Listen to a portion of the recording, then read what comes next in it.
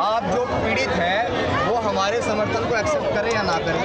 अभी तो ये भी था ना कि बाबा साहब अम्बेडकर को समाज के लोगों ने एक्सेप्ट नहीं करा था, माननीय कांशीराम साहब को भी समाज के लोगों ने एक्सेप्ट नहीं करा था, लेकिन उन्होंने ये थोड़ा ही था कि समाज को छोड़ दिया। जब बाबा साहब अम्बेडकर का संविधान लिखा तो जिन्होंने विरोध भी किया उन लोगों को भी अधिकार मिल रहे हैं। तो आज पहलवान हमें एक्सेप्ट करें या ना करें, ये सारी चीज़ें चल के जहाँ से भी आ रही हैं हमें नहीं पता, लेकिन हम उनके साथ खड़े हैं, आखिरी सांस तक खड़े हैं। जिस दिन पहलवान ये कह देंगे कि हमें इनकी बिल्कुल ज़रूरत नहीं है, उस दिन नहीं आएंगे सर। ना कहीं सब कुछ दिख रहा है, नहीं अब तो नाम भी नहीं ले रहे कहीं का, संविधान भी नहीं है, बाबा साहब का झंडा भी नहीं है, बाबा साहब तस्वीर नहीं, हनुमान मंदिर का इंडिया गेट है, बाबा साहब के नाम का। अब तो धीरे धीरे उनको भी समझ आ रहा है कि बाबा साहब अम्बेडकर के जो अनुयायी हैं उनके बिना किसी भी आंदोलन में जीत हासिल नहीं की जा सकती। उसके बाद आपने कल देखा होगा कि भीम आर्मी चीफ का और विनेश फोगाट ने और बहन जो है वो साक्षी मलिक, उन्होंने उनका ट्वीट किया हुआ है। तो सर कल किया है और सपोर्ट को लगभग एक हफ्ता से ज़्यादा हो गया। देखिए बताइए, मैं क्या कहता हूँ, वो एक दम होता है ना जाति का, तो निकलने में थोड़ा सा समय तो लगता है। जब हम लोग न्याय के लिए भटक रहे हैं, जब हमें एहसास हो रहा है कि कौन अपना है कौन पराया है, और जब हमें न्याय नहीं मिल रहा है, जब समझ आ रहा है, तो कोई बात नहीं, धीरे धीरे समझ आता है। इसका जवाब हम थोड़ा कब तक बिना बुलाए जाओगे?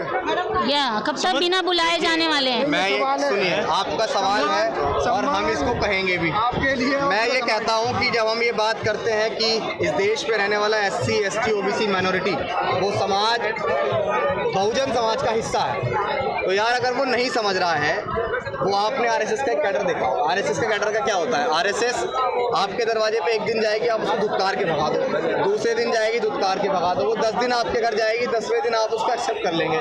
लेकिन उनकी नीति समाज को बांटने की, हमारी नीति समाज को जोड़ने की है, और जो व्यक्ति समाज को जोड़ने निकलता है उन्हें तमाम तरह की चीज़ों का सामना जोड़ने का प्रयास कब तक करते रहोगे? जब तक जोड़ नहीं लेंगे जब तक प्रयास करते रहेंगे। प्रयास की कोई समय और सीमा नहीं होती है, बिल्कुल प्रयास करेंगे जोड़ने का। अभिषेक, ये जो पूरी वो है लड़ाई है, ये कानून से ही जीती जाएगी। पहलवान जो है लगातार 1 महीने से यहाँ पर बैठे हुए हैं, लेकिन आपको नहीं लगता कि जिस बाबा साहब अम्बेडकर ने आखिरी सांस दिल्ली में ली, वो जगह भी यहाँ पर मौजूद है?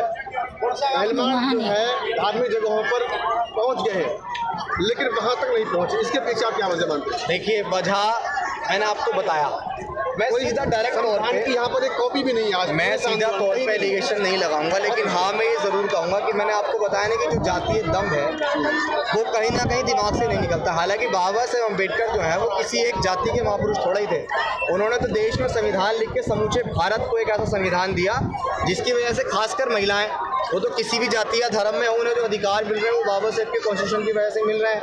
मैं तो ये कहूँगा कि बड़े भाई भीम आर्मी चीफ उनके बहुत नज़दीक हैं, वो जब नज़दीक है तो वो ये बात उनसे ज़रूर कहें कि भाई जब आप तमाम तरह पे स्थलों पे जा रहे हैं तो अगर बाबा साहब अम्बेडकर के स्थलों पे भी आप जाइए, जहाँ बाबा साहब अम्बेडकर ने दिल्ली में आखिरी सांस ली वो यहाँ से कुछ दूरी पे आप वहाँ भी जाइए। जब आपको न्याय कानूनी तौर पे चाहिए, और जिस न्यायिक व्यवस्था को स्थापित करने वाले ही बाबा साहब अम्बेडकर थे, उनके बिना आपको न्याय कैसे मिल जाएगा? हाँ ये विषय है भाई, इस पर हम बात ज़रूर रख सकते हैं, लेकिन मैं फिर यही कहूँगा कि जातीय दम है उसको निकलने में थोड़ा सा समय तो ज़रूर लगेगा, लेकिन हाँ निकाल के ज़रूर फेंकें। चंद्रशेखर पे एक आरोप लग रहा है कि यहाँ आने के पीछे कहीं ना कहीं एक राजनीतिक मकसद है, ऐसा कुछ है? राजनीति कोई ये ऐसा? आपको पता है कि राजनीतिक स्टंट या बहुत सारी चीज़ें होती जी, तो ये सवाल तो आप चंद्रशेखर भाई से करेंगे तो बेहतर होगा।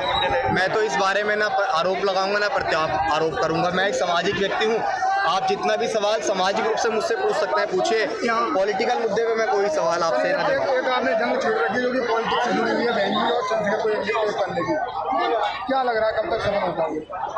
जब तक सफल नहीं होंगे प्रयास करेंगे। आंदोलन दूसरे नेताओं को आईना दिखाने के लिए करते हैं, तो अपने नेताओं को आईना दिखाने के लिए हम आंदोलन। क्या समझ के आपने इस तरीके की जंग छेड़ी?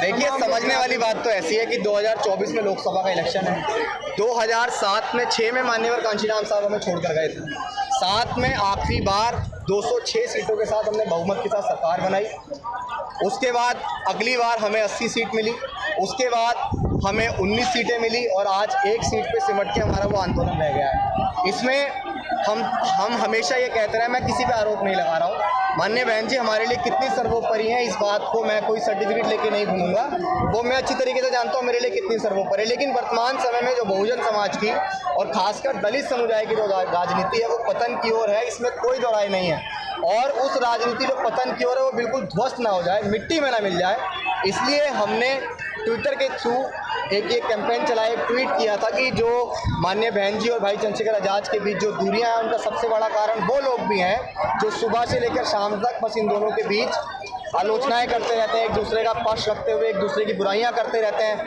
भाई आंदोलन इससे आगे तो नहीं बढ़ेगा।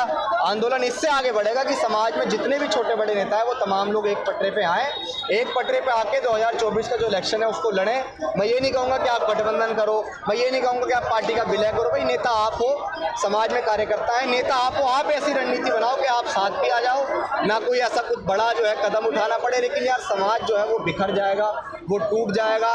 मान्यवर कांशीराम साहब बाबा साहेब अम्बेडकर को जीवित करके गए, लेकिन आज बाबा साहेब अम्बेडकर तमाम पॉलिटिकल पार्टी के लिए सिर्फ एक राजनीतिक एजेंडा बन के रह गए हैं। लेकिन वाकई में जिस समाज को बाबा साहेब अम्बेडकर कह के गए थे कि 21वीं सदी में मेरा समाज इस देश का शासक होगा, वो 21वीं सदी में राज करेगा। लेकिन क्या 21वीं सदी में हम टुकड़ों में राज कर सकते हैं? क्या टुकड़ों में बिखर कर हम राज कर सकते हैं? इसीलिए हम लोग इस मुहिम को चला रहे हैं कि भाई चंद्रशेखर आज़ाद और माननीय बहन जी आज एक साथ आए, क्योंकि ये आपको भी पता है और तमाम लोगों को पता है कि आज देश में अगर बहुजन समाज के कोई बड़े लीडर तो हैं तो वो भाई चंद्रशेखर आज़ाद और माननीय बहन जी है, इसमें कोई दो राय नहीं। आप और हमको ही क्यों दिख रहा है कि टुकड़े में बट रहे हैं? बड़े नेताओं को नहीं दिख रहा है कि टुकड़े में बट रहे हैं? देखिए ये सवाल आप बड़े नेताओं से करें, मैं तो चाहूँगा कि आप मीडिया आप उन तक पहुँच जाते। भाई मैं तो माननीय बहन जी तक नहीं पहुँच सकता हूँ, मैं तो बहुत छोटा सा समाज के अंदर एक कार्यकर्ता हूँ। उन तक पहुँचने के लिए पता नहीं कितने पापड़ बेलने पड़ेंगे। लेकिन हाँ, अगर कभी समाज ने ऐसी आवाज़ दी कि भाई बहन जी को एक करने के लिए आप कुछ कदम उठाओ, तो भाई ये कह रहे हैं कि लखनऊ आवाज़ पे जाके बैठ जाएंगे, इससे ज़्यादा क्या करेंगे? हम बैठ जाएंगे जाके। लेकिन धार्मिक स्थलों पर जाने से आंदोलन कमजोर हो रहा है या मजबूत हो रहा है? कमजोर हो रहा है। इस बात को कहने में कोई दो राय नहीं, कमजोर। लेकिन ये जब जो एक व्यक्ति ये कह रहा है कि सदी रीत चली आई और हम झूठ बोले, ये ना बोले, वो धार्मिक एजेंडा ला रहा है।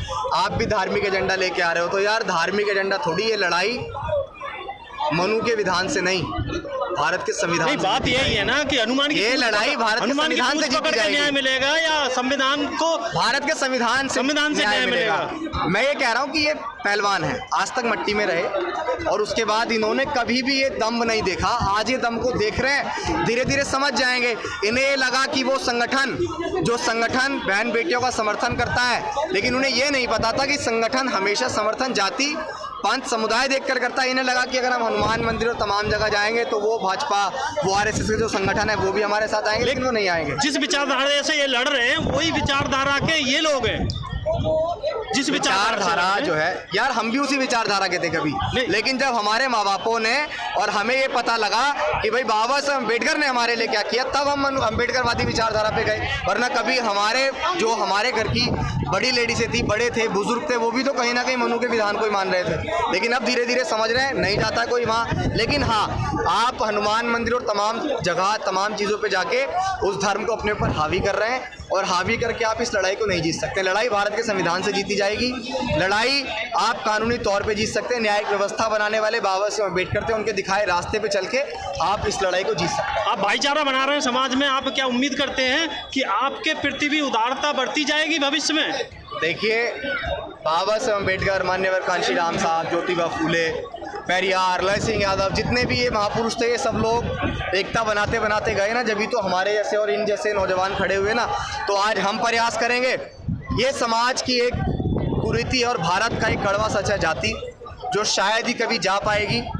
इसके लिए जब तक हम लोग सत्ता में स्थापित नहीं होंगे, कोई बहुत बड़ा कदम नहीं उठाएंगे जब तक नहीं होगा। क्या पहलवानों को ये समझ में आएगी कि सबको एक एक करके पीटा जाएगा, और सब जब तीन एक नहीं होंगे तो एक तीनों को एक एक करके पीटेगा? देखिए, अगर समझ जब आएगी, जब बिल्कुल ख़त्म ही हो जाएंगे, तो फिर उस समझ का भी कोई फ़ायदा नहीं है। हमने किसान आंदोलन भी देखा, 700 से ज़्यादा किसानों ने अपनी आहुति दी। फिर यहाँ पे अगर एक जाति की बात करें कि भी अगर ये कह दे कि भाजपा हमारी जाति के लिए, भाई ऐसा कुछ नहीं है, तो किसान इतने सालों तक बैठे रहे, वो किस जाति के थे? हालांकि किसानों की एक जाति तो नहीं होती है। इतने सारे हिंदू संगठन हैं जो बेटियों को बचाने की बात कहते हैं। यूपी के मुख्यमंत्री योगी ये कह रहे थे कि यदि मुसलमान एक लड़की उठा के ले जाएगा तो हम 20 ले जाएंगे। अब मुख्यमंत्री या उनके संगठन कहाँ हैं? ये भी हिंदू की बेटी है। पहलवान अगर चाहें, मैं यहाँ बहुत छोटी और बहुत बड़ी बात कह देता हूँ, पहलवान अगर चाहें, अगर वो इशारा भी करे, तो यही वही दिल्ली है जहाँ अम्बेडकरवादियों ने यहाँ प्रधानमंत्री को नचा दिया था इतने लोग यहाँ पे आए थे गुरुघर के आंदोलन में, इतने लोग आए थे, लेकिन आज बड़ी विडम्बना है कि देश की पहलवान बेटियां सड़कों पर हैं और एक बार भी हम दिल्ली को उस तरह नहीं हिला पाए जिस तरह हम हिला लेते हैं। सर अगला सबको सवाल दे देते हैं जी। टॉपिक क्लियर नहीं हो पाया था, क्या आपकी शुरू से अभी तक की रणनीति रही?